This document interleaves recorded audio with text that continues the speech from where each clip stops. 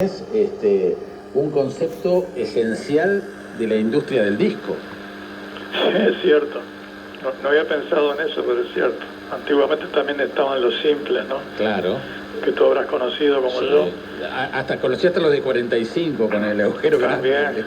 Era complicadísimo. Sí, eran los discos de dos caras con una canción de cada lado, ¿no? Exactamente. Exactamente. Lo que ahora le dicen sencillos, ¿viste? También. Sencillo, sí. Es así. Pero además este disco simple tiene una particularidad, por lo que estuve viendo, que tiene que ver con la forma en que lo grabaste. Esa es una de las maneras de entender el título, no la única. Porque aparte la palabra simple tampoco significa una sola cosa, ¿no? No, por eso dije que tiene múltiples lecturas. Pero bueno, la realidad es que yo en este disco, grabé yo solo. No hay invitados, ni siquiera invitados solistas a cantar, no hay músicos, sesionistas, no hay banda, no hay nada. Lo único que hay, la única persona que entró al estudio en todos esos largos meses que estuve grabándolo fui yo.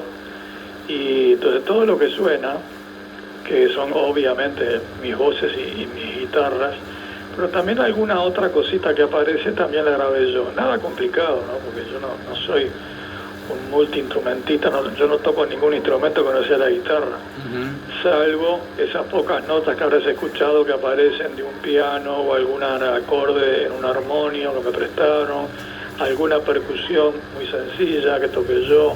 Hay un bajo en 4 o 5 temas, con el bajo un poquito más me puedo entender, pero nada, son aportes apenas tímbricos, colores que necesitaba para redondear las canciones.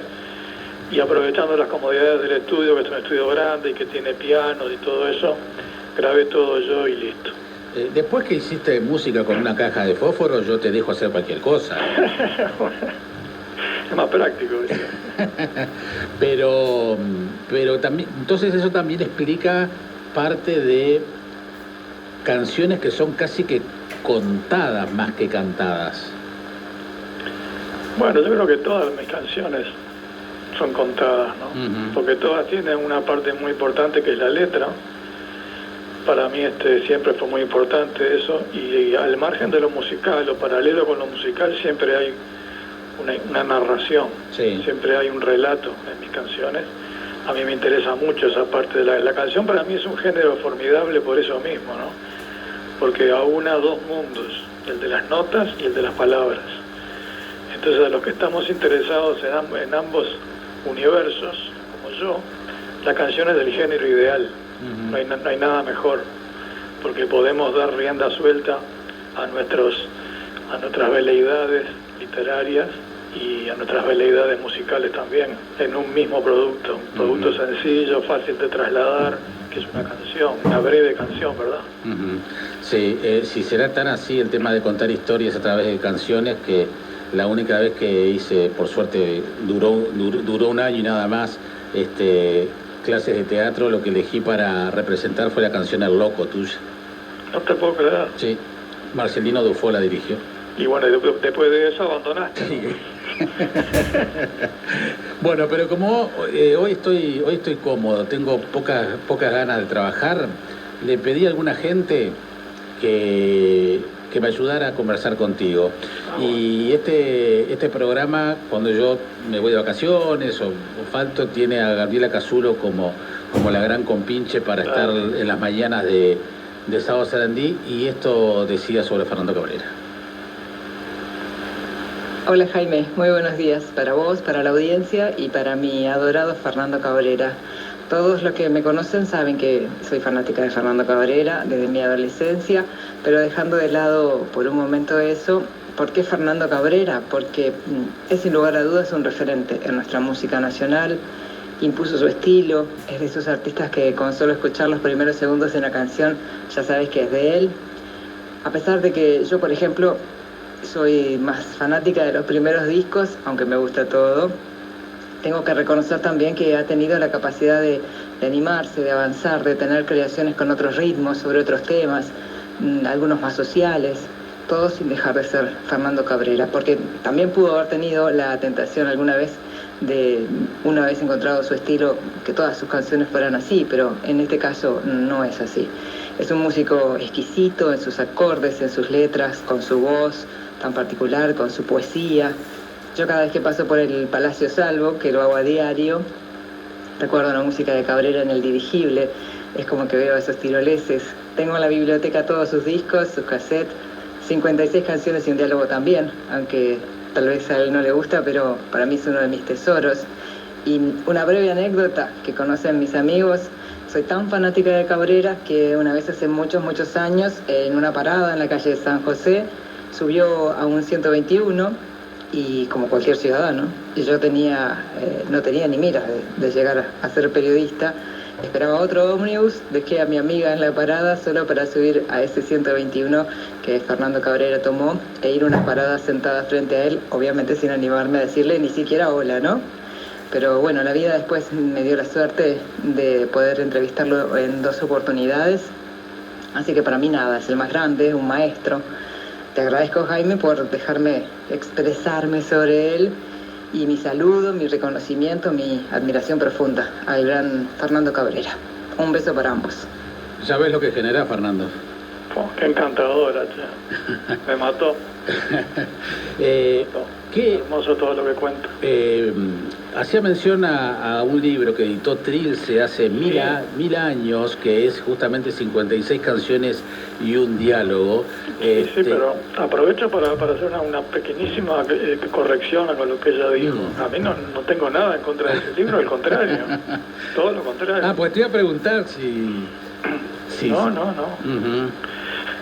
Mirá, es una preciosa cosa que me pasó allá hace unos cuantos años, al principio de la década del 90, que publiqué ese libro, 92, 93, por ahí, que tiene una cantidad de cosas muy lindas, entre otras, o fundamentalmente por el aporte de Alicia Migdal, exacto, que tiene un extenso prólogo analítico de todo lo mío, muy bueno, y después tiene también una larga entrevista, un diálogo, bastante literario, digamos, ¿no? Que está preciosamente hecho y muy bien editado. Y después finalmente, bueno, hay una serie de letras mías y poemas. Pero es un libro muy bien hecho, con una preciosa tapa de Maca, que me ha hecho tantas cosas en discos míos y libros, editado por Trilce, por el amigo Pablo Arari, que hace tantos años que no veo, no sé nada de su vida. Capaz que es una buena ocasión para reeditar ese libro, Fernando. Bueno, estaría bárbaro. Estaría bueno. Bueno, algún amigo editor que nos esté escuchando, podemos negociarlo. Hay que dar un manejazo al propio Pablo. Sí. Aunque siempre se dice que se vende muy poco libros de poesía, ¿no? y de textos como esto. Yo creo que el público que le gusta mis canciones y le gusta mi música, me parece que lo compraría, ¿no? El propio Maca con Yaugurú está demostrando que eso no es así. A veces, viste, hay verdades reveladas en el mundillo cultural que se repiten y las damos como ciertas. Y a veces se pueden desafiar esas verdades. Sin duda. Con la música pasa lo mismo, Fernando. También, claro. ¿No? Yo soy un ejemplo. Apareció Luis Fernando Iglesias, escritor, hombre de música también y de radio, que deja lo suyo sobre vos. Bien.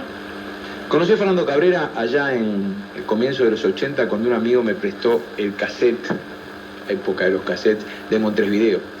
Y ahí ya hubo canciones que me marcaron y que me marcarían por el resto de mi vida, como Agua, como Lejana, como Tablado de Colombes. Pero al poco tiempo, a los pocos años, compré un cassette de Baldío, esa banda que tendría que haber tenido una historia mucho más larga, porque realmente sacó un disco que para mí es un clásico de la música uruguaya.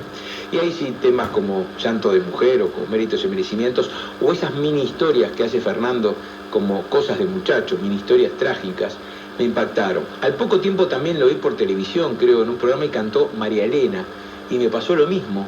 Digo, ¿cómo este tipo puede en 3 minutos contar una historia que es un cuento que realmente lo atrapa a uno hasta en el desenlace? El Loco pasa lo mismo, y me llamó totalmente la atención. A mí me impactó los cambios de canción a canción. Ahí fueron los primeros recitales que lo fui a ver, ya con El Viento en la Cara, otro disco que me marcó, que creo que el primero fue en la Alianza Francesa, y ya los cambios de canción a canción, me di cuenta que era un artista único y original, una palabra muy importante que muy pocos se pueden atribuir. Original porque hace una síntesis de todos sus gustos musicales, que van desde el tango, la milonga, el rock and roll, los Beatles, Tom Joven, todo eso está en las canciones de Fernando. Yo todavía recuerdo la emoción cuando en el Solís, creo que fue, que estrenó, y creo que Piazzolla todavía estaba vivo, la balada de Astor Piazzolla, esa canción que le dedicó cuando Piazzolla había tenido el ataque que había tenido, y realmente la emoción que sentí cuando lo escuché. Cabrera es un artista único, porque tiene una coherencia en la variación de álbum a álbum que lo hace eso.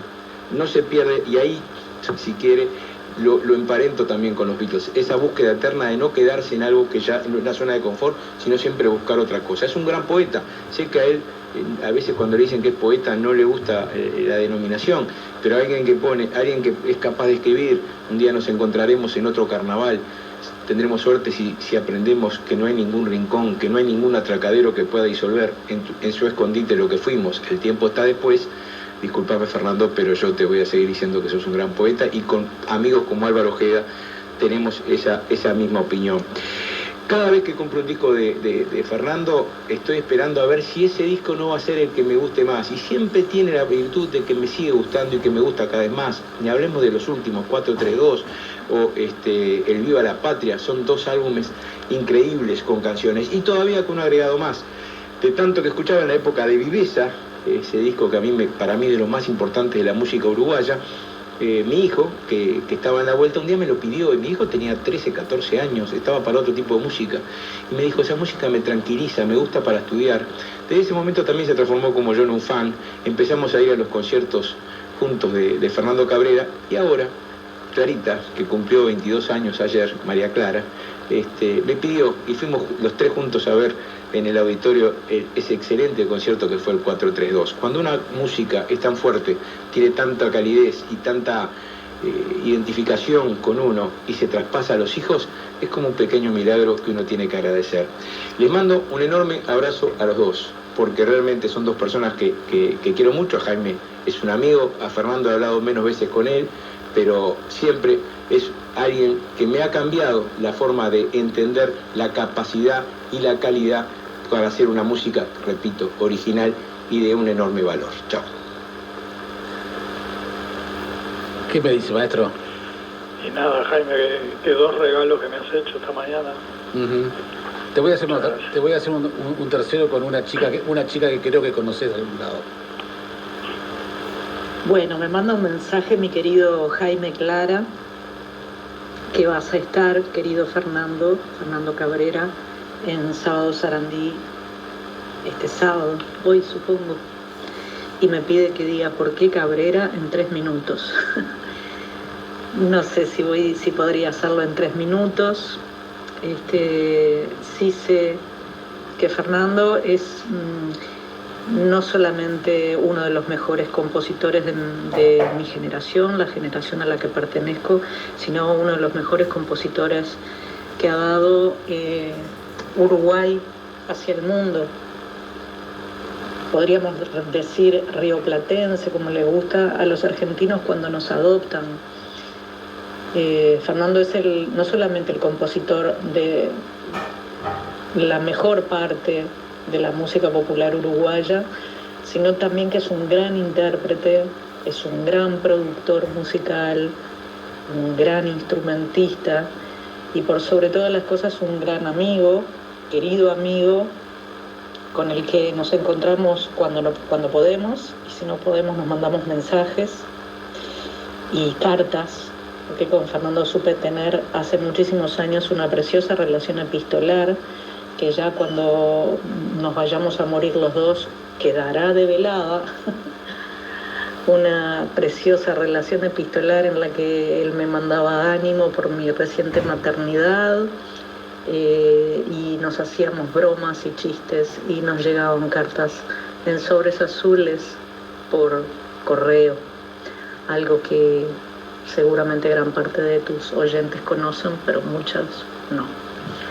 Fernando, quiero decirte que te quiero mucho, que sos una gran inspiración para mí y para muchos artistas de este país y del mundo. Te quiero y ya nos veremos. Es impresionante cómo distintos ritmos, Fernando, artistas de distintos orígenes coinciden en estas cosas que dice Laura Canoura, que decía Luis Fernando, porque has trabajado desde La Trampa hasta Gustavo Nochetti, y es esa cabeza abierta que decía Laura. Sí,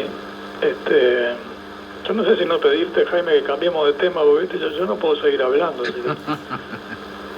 No, de todo esto, ¿no? Lo que pasa que puede ser que te ponga en un lugar incómodo, pero también creo que hay que ser justo, porque pasa con cantores y cantantes a los cuales quiero y admiro mucho, que son más reconocidos a veces en el exterior que en el país mismo. Con Leo pasa lo mismo, por ejemplo, con Leo Maldía. Sin duda. Y con Leo compartimos un poco el amor de la Argentina. Sí.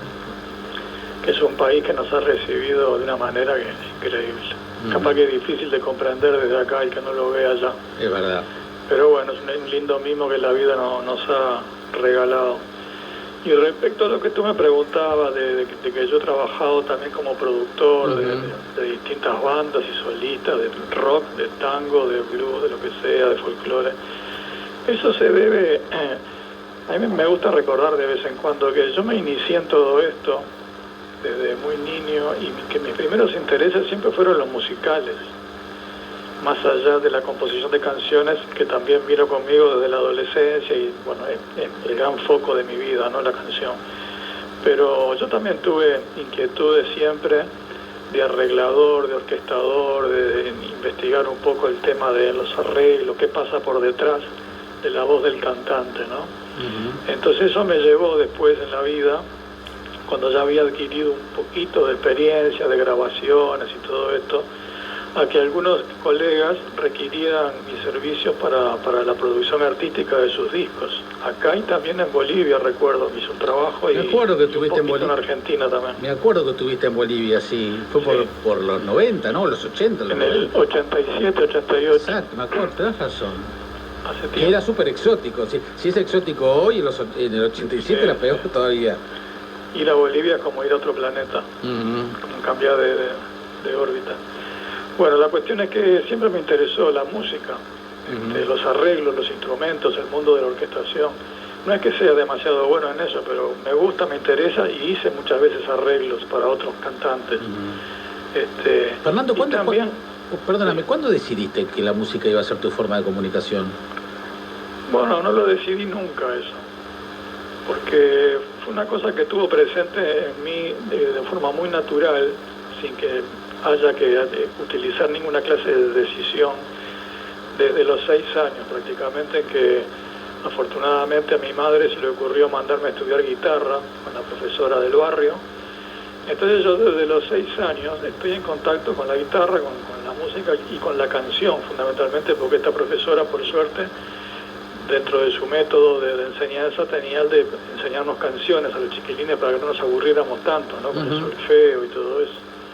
Entonces yo desde los 6 años que canto canciones, en primer lugar del folclore argentino y también las incipientes canciones del canto popular uruguayo, las primeras canciones de Zampayo, de Osiris, de Rubén Lena. Estoy hablando a comienzos de la década del 60. Entonces, como eso está tan naturalizado en mí, porque es lo mismo que ir a la escuela. Fíjate que yo inicié mis estudios de guitarra y música al mismo momento que empezaba primero de escuela. Y un niño a los 6 años no tiene mucha capacidad de decisión. Más bien obedecemos lo que nos indica. Uno va a la escuela porque simplemente lo inscriben y lo obligan a ir. Si no, un niño capaz que ni se le cruzaría por la cabeza ir a la escuela. Y a Felipe, el de Mafalda, era bueno. hay que arrastrarlo. Exacto. Entonces, bueno, lo mismo la guitarra, a la cual yo tampoco pedí para estudiar guitarra. No es el caso de los niños que le inflan, la que te dije a los padres todo el día, quiero tocar la batería o comprarme un teclado. Ese no fue mi caso. O sea, para mí también fue un acto como de la fatalidad que se me mandara a estudiar guitarra, algo que yo no elegí, y que lo inicié y lo seguí durante muchos años como un mandato de mis adultos, de mis mayores, ¿no? Que nunca discutí. Ahora, ¿qué pasa? Pasando los años y al entrar en la adolescencia, ahí sí se me despertó a mí la vocación por la música, a los 12, 13, 14. Y me encontré con la ventaja de que ya había estudiado algo, ya tenía incorporado el solfeo, alguna cosa de guitarra, ya sabía cantar. No fue como empezar a los 13, ¿entendés? Uh-huh. Eso fue muy beneficioso para mí. Y ahí aparece el liceo en tu adolescencia, el liceo que está presente en este disco, en esta canción.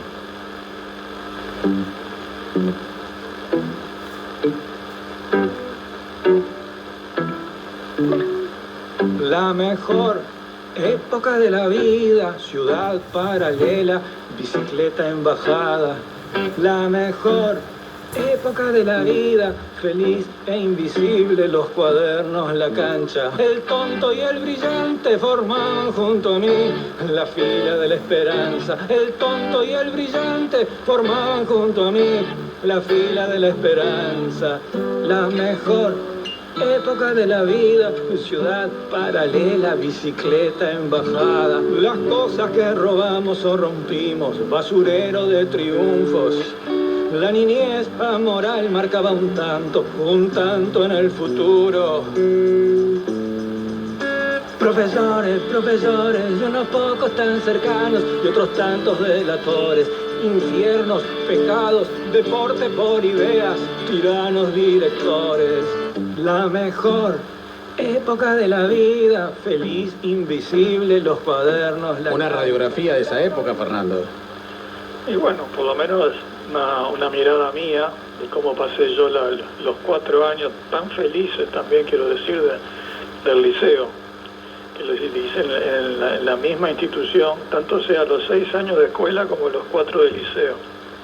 Eso me permitió desarrollar a lo largo de esos 10 años, que van de los 6 a los 15, una profundísima relación con mis compañeros, porque fueron 10 años seguidos en donde pasamos la infancia, la entrada a la adolescencia y bueno, y la explosión de la adolescencia, ¿no? Esas son cosas que se marcan para siempre, porque uno comparte nada menos que esas etapas tan vitales y tan cambiantes y de tanto descubrimiento que tiene la vida, las comparte con otra cantidad, 25, 30, 40 compañeros, siempre los mismos, con los cuales tengo una amistad profunda hasta hoy, porque se parece mucho a la fraternidad, eso, son como hermanos. Sí, sí. ¿Y cuál fue esa institución? El Colegio Maturana, de Agraciada y Boulevard Artigas. Todo un símbolo del barrio, además. Y pienso que sí, es muy significativo y la mayoría de los muchachos, por lo menos de clase media o que lo pueden pagar, iban ahí, de toda la zona, no solo del Prado, todo Paso Molino, Capurro, la gente de Sayago, de Belvedere. Es un punto así de reunión muy interesante, de mucha gente que éramos parecidos entre todos, con familias parecidas. Y como te decía, no en vano, hasta 50, 60 años después nos seguimos viendo como en aquel tiempo, ¿no? Pero no sos de Bellavista, ¿no? No. No, pues está por ahí la sede de Bellavista también. A la vuelta. Por eso digo. Sí, sí, muy cerca, pero muchos compañeros míos son de Bellavista, sí. Otros son de Racing, otros son de Lifaná. Imagínate la alegría que tienen ahora los de Liverpool. Sí, claro. Van como locos. ¿Y vos de qué cuadro saliste? Yo no, en la actualidad de ninguno. Cuando era chico era de Nacional, pero muy tempranamente se me fue un poco el ánimo de ser hincha, ¿viste? O sea, yo siempre digo, es depositar emociones en una institución deportiva. Eso no lo tengo. Se me fue. No me parece algo que valga la pena. Sí me gusta el deporte del fútbol y miro por televisión. Fútbol de acá, de todos lados, ¿no? De Europa. Pero no soy hincha ni voy a las canchas ni nada. Y con el viento en la cara escribiste sobre ciclismo y... Sí, bueno, justamente porque 2 compañeros muy queridos del liceo, de la escuela y del liceo, eran muy aficionados al ciclismo, fanáticos. Incluso siendo que teníamos poca edad, 12, 13, por ahí 14, ellos ya tenían bicicletas muy buenas, que las habían ido armando de a poco ellos mismos, comprando el cuadro primero, después la de los piñones y las ruedas, y bien livianitas, ¿viste? Las bicicletas verdaderamente de carrera. Y aparte se entrenaban y hacían muchísimos kilómetros, salían a la carretera y andaban como locos. Y a mí me gustaba mucho, yo también tenía una bicicleta, pero no era ni de carrera ni yo era un deportista, ¿no? Pero me gustaba, en homenaje a ellos dos fue que hice esa canción, porque esa canción está alimentada, digamos, por dichos y referencias propias de la jerga de los ciclistas, sí, que claro, yo le escuchaba a ellos, ¿no? Más que nada. Sí, sí. Y es una de las canciones que también te ha marcado, bueno, lo mencionaba Luis Fernando recién. Sí. Bueno, es de mis primeras canciones y la sigo cantando hasta el día de hoy. Es una bellísima canción. Te voy a hacer pasar el último trago difícil. Bueno. Arriba. Pensar en Fernando es... no son varios Fernandos, pero son diferentes formas que uno puede tener de acercarse a Fernando, de tenerlo presente, ¿no? Yo al menos recuerdo varias en mi vida. Conocer la voz de Fernando y sus canciones, escuchándolo en emisora del Palacio, en aquella FM de los comienzos, en los 80, donde descubría que había un Uruguay artístico presente, que no era mi generación, pero que eran voces que eran parte de mi vida, de mi entorno, ¿no? Y por supuesto que me llamó muchísimo la atención la voz, pero era una voz que estaba sostenida firmemente sobre las canciones. Y eso en sí mismo lo puedo reconocer como quizá la primera enseñanza, que es el argumento mucho más importante y va a durar mucho más y va a ser más profundo que cualquier canon como esos binomios de lo lindo, lo feo, lo malo, lo bueno, ¿no? Como la axiología barata popular. Eso fue el primer recuerdo, y que también va de la mano con un poco de algunas cosas de las que no me puedo desvincular, como ser armenio, ¿no? Y idea de qué tiene que ver esto, parece como el programa Conexiones. Pero bueno, el ser armenio implica que lo podés ser a pesar de todos los pesares. Con solo mirar un mapa es comprensible lo que digo. Y bueno, no es lo mismo la voz de Fernando hoy en día, que esa voz abrió una cuña y disolvió parte de aquella axiología medio barata que había y se impuso con identidad, con personalidad y más que nada sostenida en la fuerza basal de su poesía, ¿no? Y de sus canciones, de su melodía. Podría decir que quizá otra instancia, que es la que más atesoro, fue cuando lo convocamos para ser productor del cuarto disco de La Trampa, que es Laberinto. Era un disco que tenía las canciones bastante avanzadas, bastante terminadas, no estábamos bien como grupo humano, y bueno, le pedimos en realidad ser productor artístico. Él ya había trabajado con 11 Tiros y con La Tabaré, creo, entonces tampoco fue una cosa que nos parecía tan descabellada el cruzar mundos o géneros o cosas que están particionadas en Uruguay históricamente, ¿no? Acordate, Fernando venía del mundo del rock. En el mundo del rock se le decía a determinado mundo del canto popular los marrones, con muchísima arrogancia y estupidez. Bueno, cosas que para mí siempre resultaron incomprensibles, a pesar de que me gusta mucho catalogar negativamente algunas cosas, no precisamente de esa manera. Y recuerdo que el primer ensayo que Fernando fue, después de escuchar todas las maquetas que le mandé en un cassette, fue exactamente la noche, estamos ensayando en LP, la noche del temporal del 23 de agosto del 2005. Ese fue el día que trabajamos con Fernando y salimos y se venía el mundo abajo. Me acuerdo Fernando con los zapatitos marrones esperando en la puerta del LP con un río que pasaba por la puerta. Y bueno, yo volverme para Shangri-La con las primeras cosas que me quedaron dando vuelta, que era, bueno, cómo vamos a trabajar estas canciones para sacar lo que tienen, el espíritu que sostiene a la canción, ponerlo en el lugar donde tiene que estar y que no quede bajado de categoría por cosas como la cantidad de distorsión, el grito innecesario, respetar lo que dice la letra, y bueno, cantidad de cosas que son quizá de orden técnico o estético, formal, pero que en realidad no era un trabajo sobre lo formal gratuitamente, era un trabajo para sacar a flor, para poner en el lugar que se merece, si es que lo hay, el sustento de una canción, el sustento de una poesía. Y bueno, seguramente me estoy extendiendo mucho más de lo que me pediste, Jaime, pero lo que pasa es que me emociona porque tengo un vínculo muy, más allá del cariño, que lo considero mutuo, con Fernando el aprendizaje o las cosas que me quedaron a mí, que soy muy permeable y la verdad que cuando soy atento multiplico la permeabilidad, ¿no? La absorción de cosas.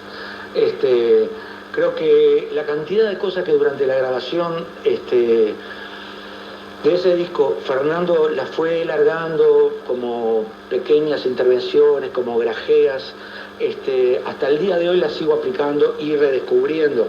Eran pequeños mensajes cargados como si fueran herramientas, sin instrucciones, pero para descubrir en algún momento. Después, quizá la última cosa así como para formato anecdótico, una vez fui a ver a Fernando Cabrera no me puedo acordar ahora, esto es la edad, a Guambia. Y bueno, una de las cosas que hacía Fernando era hacer algunas versiones esa noche, y entre las versiones que hacía hizo un compiladito, y en ese compilado estaba algunos de los versos de Las Décimas, que es una canción mía que forma parte de ese disco que él hizo la producción artística, y que hasta el día de hoy sigo descubriendo el potencial de justamente darle pelota a las cosas que son basales y no formales, y bueno, y eso me llenó de orgullo. Y bueno, ¿qué más decirte? Todo lo demás entra en el terreno de lo íntimo y lo privado, y es muchísimo más importante que todo esto que te acabo de contar, además. Un saludo para vos y un saludo enorme para Fernando. Garo Araquelian, le pedí 3 minutos, me habló 6 y medio, pero creo que todo lo que dice, además, casi que una concepción de la filosofía de cómo entender una canción también. Sí, muy lindo lo que dice. Y aparte me sorprende y me halaga mucho. Quisiera decir, no sé si estará escuchando Garo, pero me gustaría decir que no nos vemos nunca, pero el cariño que le tengo es tan grande, el cariño y la admiración por su trabajo, que también es minucioso y una persona que se ha entregado en cuerpo y alma a nuestra profesión. Es verdad. Y además tengo yo siempre el recuerdo que me llena de orgullo. Cuando yo lo conocí a él y a todos los muchachos y hicimos ese disco que él cuenta, él no quería cantar y se negaba a cantar, no quería cantar y no quería cantar. Y pasaron los años y fíjate que ahora se ha vuelto solista y se presenta con sus canciones. No, además la tiene clarita, porque cada vez que hablas con él, fíjate que en estos 6 minutos nos dejó muchísimos mensajes. Tremendo. Hasta una forma de cómo se veían cierta forma de cantar hace 20 o 30 o 40 años. Sí. Bueno, es una persona sumamente analítica, muy inteligente y muy analítica. Es muy útil, Garo, para todo, para los que lo conocemos, para que lo escuchan. Bienvenido, Garo. De acuerdo, totalmente de acuerdo.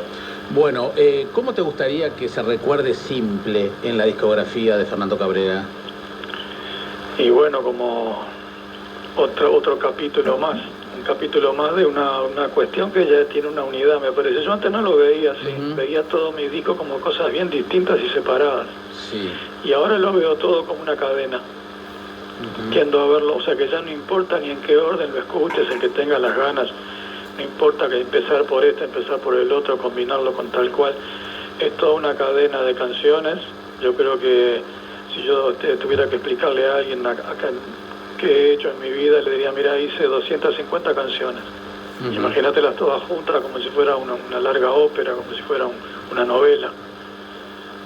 Entonces Simple es nada, es una eslabón más de toda esa cadena, de toda esa rosca, digamos. Lo quiero tanto como lo primero que hice, porque a mí ya un poco en mi cabeza y en mi recuerdo y en mis afectos ya un poco se confunde todo.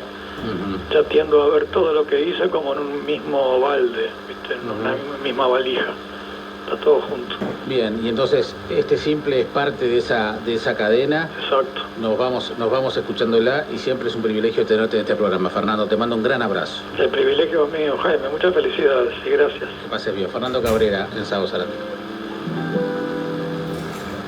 Santiago certero, Simón retorcido. El necio edificó sobre arena.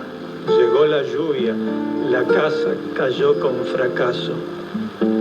Discípulos serios, apóstoles míos.